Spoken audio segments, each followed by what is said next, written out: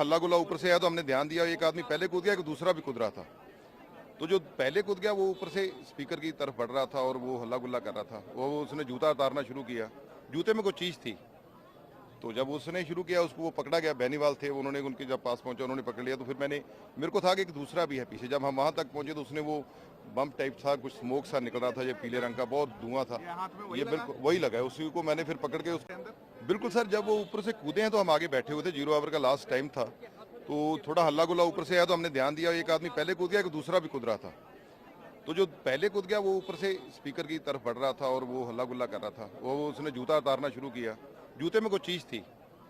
तो जब उसने शुरू किया उसको वो पकड़ा गया, बेनीवाल थे, उन्होंने उनके जब पास पहुंचा उन्होंने पकड़ लिया। तो फिर मेरे को था कि एक दूसरा भी है पीछे। जब हम वहां तक पहुंचे तो उसने वो बम टाइप था, कुछ स्मोक सा निकल रहा था, ये पीले रंग का बहुत धुआं था, ये बिल्कुल वही लगा है। उसी को मैंने फिर पकड़ के उसके अंदर बिल्कुल सर, जब वो ऊपर से कूदे हैं तो हम आगे बैठे हुए थे, 0 आवर का लास्ट टाइम था। तो थोड़ा हल्ला गुल्ला ऊपर से आया तो हमने ध्यान दिया, एक आदमी पहले कूद गया, एक दूसरा भी कूद रहा था।